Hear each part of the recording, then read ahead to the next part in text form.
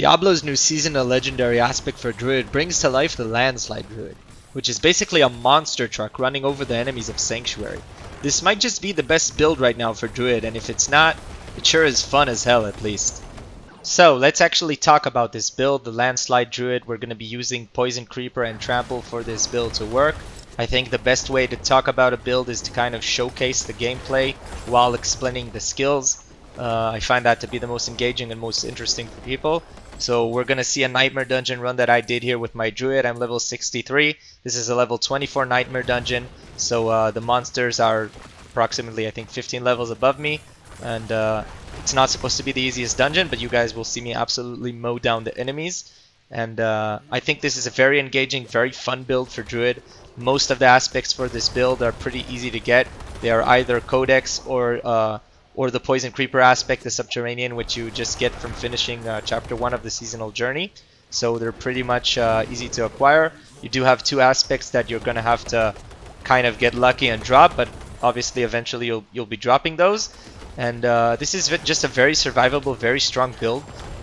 We're going to be using our Poison Creeper to proc Landslide and destroy enemies. We're also going to be using Trample, which is very, very satisfying to use. Every time we will be using Trample, we will be casting, because of the aspect that we have, it will also be casting Trample sides on the side of the Trample, as you can see right now when we mow down the enemies.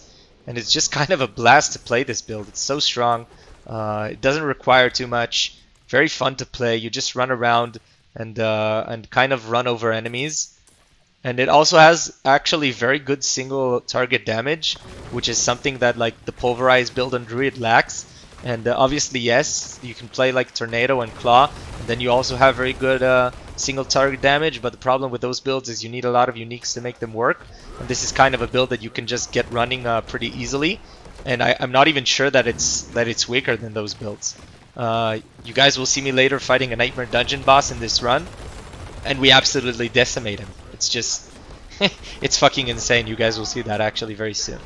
So you can see as I engage elites, basically what you want to do is you are always going to use your Earthen Bulwark for survivability purposes. When you engage with enemies, you're going to want to use your Poison Creeper. And if that's not enough to take them off, you can use Trample. That will finish them off in most cases. And you can use Petrify when it's a lot of elites or a boss.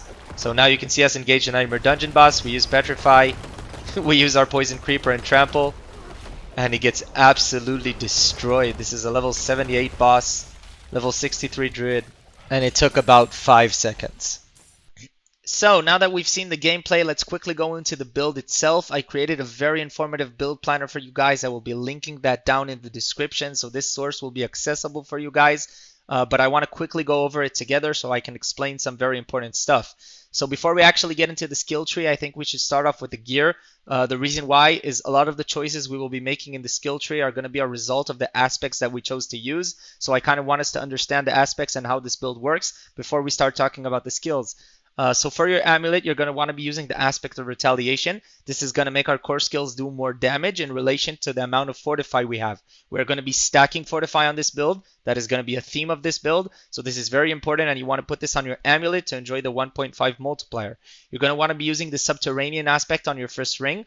This aspect is actually the reward you get for Chapter 1 of the Seasonal Journey for Druid. So this is very easy to acquire. What this basically does is every time you activate Poison Creeper, you will be casting Landslide in a circle around you, and our Earth skills are going to be doing more damage to poisoned enemies. This also works very well with the aspect of the Aftershock that we will be using on our gloves. This will make Landslide Earth Pillows strike a second time. So now we will be casting Landslide in a circle around us, and it will strike a second time. So this basically doubles the effect of this aspect, and it's very strong together. You're going to want to be using the Crash Stone aspect on your second ring. This makes our Earth skill deal increased critical strike damage to crowd-controlled enemies. Because we will be using aspect of the Quicksand on our boots, our Earth skills will now be slowing the enemies that we are using the skills on. Therefore, we are crowd-controlling them, and now we are enjoying more critical strike damage on those crowd-controlled enemies. For our helm, you want to be using the Ballistic aspect. This makes us gain +2 ranks to Earth skills every time we are fortified. Because Fortify is a theme of this build, we will always be fortified, and now we will be gaining 2 ranks to all of our Earth skills.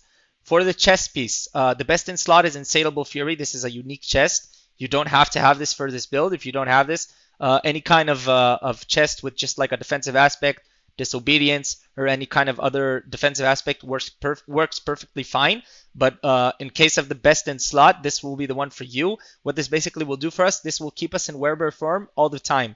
Why is that good? We will not only be using in our skill tree a key passive called Ursine Strength, which enjoys being in werebear form, but we will also be using a glyph socket on our Paragon board called Werebear, which requires us to be in werebear form to enjoy its perks. So if you get Insatiable Fury, this is very good for you. Gloves, we already discussed aspect of the Aftershock.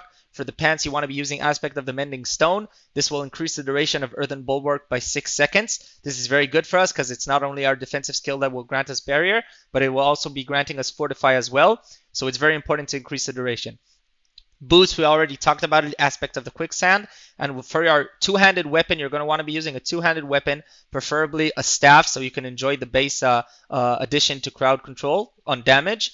But you're going to want to be using the aspect of the trampled earth. This will make our trample now summon 6 landslide pillars. And because we also have aspect of the aftershock, which will make it cast a second time, this is actually 12 landslide pillars. So trample will summon 6 landslide pillars, and then it will cast it a second time. So aftershock actually enables very hard both trampled earth and subterranean aspect. In terms of gems on your gear, you want to put sapphires both on your weapon and your armor for damage reduction while fortified. And for the Malignant hearts, you want to be getting the Barber, the Picana, and the Revenge. And in terms of spirit boons, we can go very quickly about it. You want to use Wariness, which will give us damage reduced from elites. You want to use Avian Wrath, which will help us gain more critical strike damage. And you want to bond with your wolf, so you can use both Pack Leader and Bolster. Pack Leader will help us reset our Poison Creeper, so we can keep spamming Poison Creeper. And Bolster will just give us Fortify every time we use a defensive skill. And you want to be using Masochistic, which will help us heal ourselves every now and then, that we will be using critical strike, that we will be hitting critical strikes with shapeshifting skills, which is our trample. So that's basically it for the gear. Now we can actually go into the skill tree. So let's quickly get into the skill tree and explain why we choose what we choose. For our basic skill, we will be using Earth Spike and working our way into Fierce Earth Spike. The reason why, Earth Spike will help us generate Fortify. While we use this on enemies who are immobilized, we will be gaining Fortify. Poison Creeper will be immobilizing units for us, so this will just help us generate Fortify, which is very important for our build. For the core skill, you want to be maxing out Landslide and taking Primal Landslide. This is actually where the build gets very nasty. Primal Landslide is basically a guaranteed critical strike. Every time you use Landslide on immobilized units, Poison Creeper will immobilize units for us, so this is just a guaranteed critical strike. Every time we use Landslide, it's an insane boost to our damage. You want to take 1 point into Heart of the Wild and max Wild Impulses and Abundance. Abundance will help us generate more Spirit, and Wild Impulses will make us deal more damage, but our core skills will cost more Spirit. You want to max out Predatory Instinct, which will increase our critical strike chance against close enemies, and max Iron Fur, which will give us damage reduction while we are in Werebear form. We'll be using Insatiable Fury, so you should always be in Werebear form. Down here, you want to take 1 point into Earthen Bulwark and take Preserving Earthen Bulwark. This will help us generate more Fortify, which is the theme of this build. You want to take 1 point in Ancestral Fortitude so you can max out Vigilance. This will give us damage reduction for 6 seconds after using a defensive skill, aka Earthen Bulwark. Down here, you want to take 1 point into Poison Creeper and take Brutal Poison Creeper. This will increase our critical strike chance against enemies who are affected by Poison Creeper. Down here, you want to take 1 point into Trample and make your way into Natural Trample, which will gain us Fortify. Very important for this build. You want to max out Crushing Earth, which will give us increased Earth skill damage against slowed units. We will be slowing all the units we are attacking because of the Quicksand aspect. So this is just a flat 15% increase on our damage. You want to max out Safeguard, which will help us gain Fortify while we are critical striking. And you want to max out Stone Guard. This will make us deal more damage with Earth skills every time we are above 50% maximum life with Fortify. So while our Fortify is above 50% of our maximum life, we deal more damage. You want to take 1 point into Neurotoxin so you can max out Envenom. This will increase the critical strike damage that we do to poisoned enemies. Poison Creeper will be poisoning enemies, so this is very good for us. You want to take Petrify as your ultimate skill. This will make all the enemies around us become stone, and now we are doing increased critical strike damage to enemies who are petrified. Against bosses, this is 50% and will last for more time. You want to take 1 point into Prime Petrify and 1 point into Supreme. You want to max out Defiance, which will increase our damage to Elite, and take 1 point into Natural Disaster, which will increase our damage to vulnerable enemies. You want to take 1 point in defensive Posture, which will increase the amount of Fortify that we gain from all sources. And for the key passive, we will be using Ursine Strength. This will increase our damage while we are healthy, and we gain 20% additional maximum life while we are in Werebear form.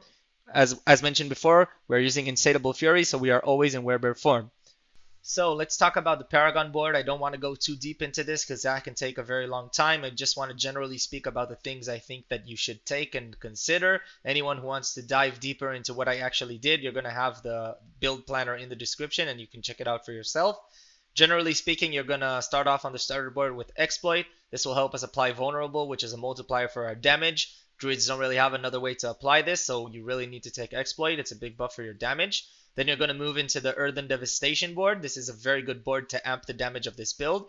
You're going to want to put Werebear, and of course you're going to move your way into taking Earthen Devastation. This will make our Earth skills deal 30% increased damage to enemies affected by crowd control. We're applying crowd control with our Quicksand aspect, so this is very good for us. Then you're going to move out here into the Hidden Malice board. You're going to want to take Spirit. This will increase our critical strike damage, and every time we critical strike an enemy, they will be taking more damage from us for 20 seconds up to 12%. So this is very good because we are applying critical strikes all the time with this build. Then you're going to want to move your way up here and take Hidden Malice. Every time there are 3 or more poisoned enemies nearby, we deal 45 increased damage, 45%. This is very good because we are applying poison in an AoE with Poison Creeper. So this is very good for this build. Then you're going to want to move up here for your 4th board, and you're going to take the Inner Beast, the Survival Instincts board.